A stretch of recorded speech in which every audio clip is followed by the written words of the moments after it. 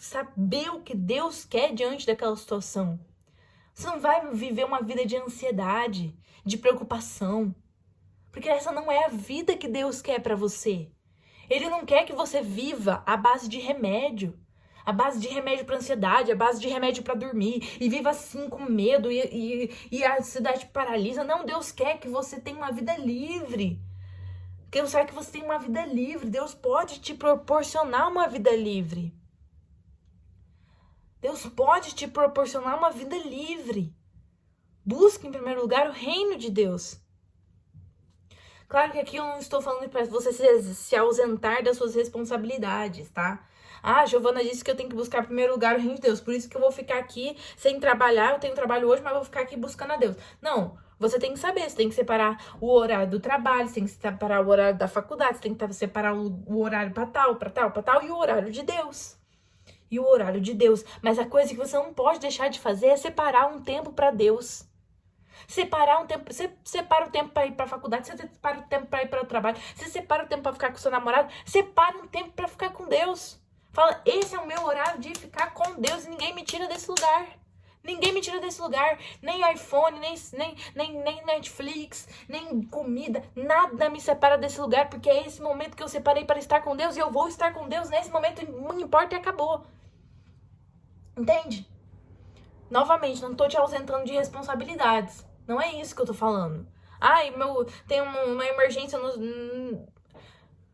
Não estou te ausentando de responsabilidades. Tem uma emergência? Tudo bem, é uma emergência. Vai lá, faz sua emergência, tal.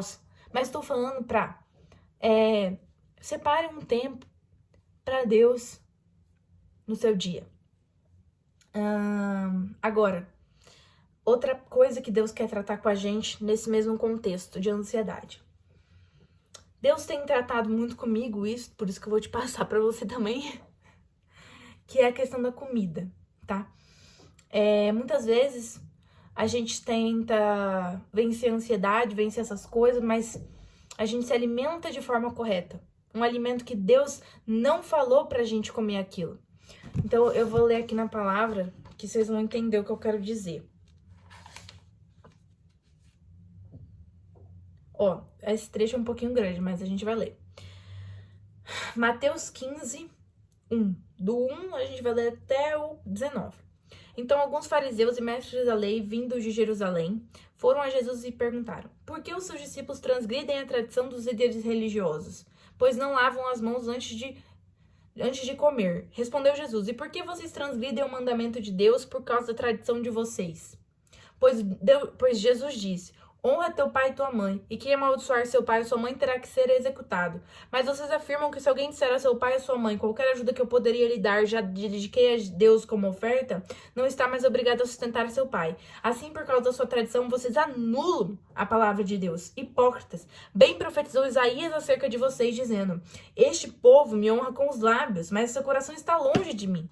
Em vão me adoram, seus ensinamentos não passam de regras ensinadas por homens. Jesus chamou para junto de si a multidão e disse: ouçam e entendam, o que entra pela boca não torna o homem impuro, mas o que sai de sua boca o torna impuro. Então os discípulos se aproximaram dele e perguntaram... Não, essa parte não precisa ler.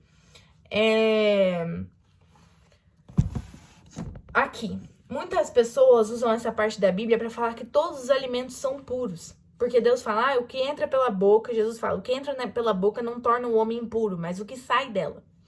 Só que a questão aqui é os alimentos que Deus criou, né? Os alimentos que Deus criou. Deus não criou açúcar. Deus não criou açúcar como a gente conhece hoje. Deus não criou mel como a gente conhece hoje. Deus não criou Coca-Cola. Deus não criou salgadinho. Deus não criou essas coisas. Deus não criou essas coisas. Gente, é só pensar um pouquinho, ó. Vamos pensar. Se eu comer muito açúcar, dá diabetes. Não dá? Dá diabetes. Se eu comer muito salgadinho, vai dar problema também. Você acha que Deus vai querer que você fique se alimentando disso diariamente? Óbvio que não. Óbvio que Deus não quer isso.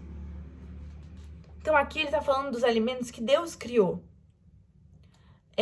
Então, o alimento... ele alimenta... Ai, que coisa esquisita, né? O alimento, ele alimenta uma coisa em nós? A carne. A nossa alma fica mais forte. Os nossos desejos errados ficam mais fortes dentro da gente. Por isso que a gente tem que fazer jejum. O jejum é para matar a nossa carne, para matar a nossa alma. Porque sem o alimento, meu hormônio fica lá embaixo.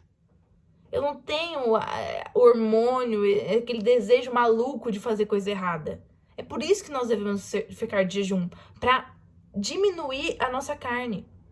E quando a gente come uma coisa saudável já, uma carne, um frango, uma mandioca fermentada, mesmo assim isso alimenta ainda um pouco a nossa carne. Imagina açúcar, imagina refrigerante, imagina salgadinho, deixa a nossa carne lá em cima. Isso daí gera ansiedade, síndrome do pânico, tristeza.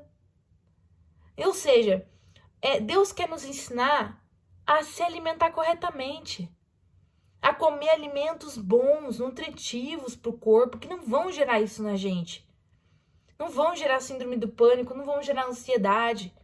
Então, além de você ter comunhão com Deus, outra coisa que você tem que fazer para ajudar é você se alimentar corretamente. Ter bastante proteína e gordura no seu prato. Pouco carboidrato. Carboidratos fermentados, arroz fermentado, feijão fermentado, mandioca fermentada, puba. Se alimentar dessas coisas, sabe? Coisas que fazem bem, coisas que são nutritivas, frutas da estação. Então, não toda hora, né, como alimento principal, mas ali, uma, duas. Então, é isso. Porque as comidas desse século, elas estão levando as pessoas a ficarem muito carnais. Elas alimentam muito a carne. Elas alimentam muito os desejos errados. E às vezes você está procurando solução nisso, solução naquilo outro. E às vezes Deus está falando para você, é a comida, muda a comida. Que daí eu vou conseguir, você vai conseguir não ter tanta ansiedade, não ter síndrome do pânico, até mesmo Deus vai conseguir tocar melhor seu coração. Porque quando você come muito errado, você não escuta Deus. Seus hormônios estão lá em cima, sua carne está lá em cima. Como é que você vai escutar Deus desse jeito? Faça mais jejum. Pelo menos um jejum de 24 horas. Eu não sei quanto você precisa, não sei o tamanho da sua carne. Mas pelo menos um jejum de 24 horas. Ah, Giovana, nunca fiz jejum na minha vida. Começa devagar, começa com 12, vai para 16, vai para 18, vai para 24. Mas se alimente corretamente. Tenha isso como uma coisa que é importante para Deus. Cuidar do templo do Espírito Santo é importante. Faça exercício. O que eu tô falando aqui, gente, não é bobagem, não é balela. É a verdade. É uma coisa que se você acatar no seu coração, vai mudar a sua vida. Vai mudar a sua vida. Se você fizer o combo dessas duas coisas, em primeiro lugar, com certeza ter comunhão com Deus, depois ainda alinhar sua alimentação a uma coisa correta, acabou. Ali vai talvez 1, 2 meses para o seu corpo se acostumar, você sair daquela abstinência e tal, mas acabou, sua ansiedade vai diminuir muito, sua síndrome de pânico vai diminuir muito, você vai virar uma pessoa completamente diferente. Não por causa da alimentação, mas porque você tá tendo em primeiro lugar a comunhão com Deus e depois alinhou a alimentação. Você vai virar outra pessoa. Deus vai tocar seu coração de uma maneira que talvez nunca foi tocado, porque você tá comendo tanta besteira que você não consegue ouvir Deus. Deus vai tocar seu coração. Mais ainda. Então vamos mudar a alimentação, vamos dar uma importância para isso. De verdade, do fundo do coração, vamos dar a importância que é mudar a alimentação. Então é isso. Jesus não quer que você tenha ansiedade. Jesus não quer que você tenha síndrome do pânico. Jesus quer que você seja uma pessoa corajosa em Cristo Jesus. Em nome de Jesus Cristo. Seja uma pessoa ousada, uma pessoa corajosa, uma pessoa que não tem medo de fazer as coisas certas, as coisas de Deus, de buscar a Deus para ter força para fazer as coisas certas. Deus não quer que você seja uma pessoa acuada, uma pessoa toda medrosa, uma pessoa com toda hora que tá nervosa, tá ansiosa. Deus sabe o que você sofre, Deus entende, Deus sabe, mas Deus também te dá a solução para você sair disso. Deus te dá a solução, Deus te deu a solução. Siga isso.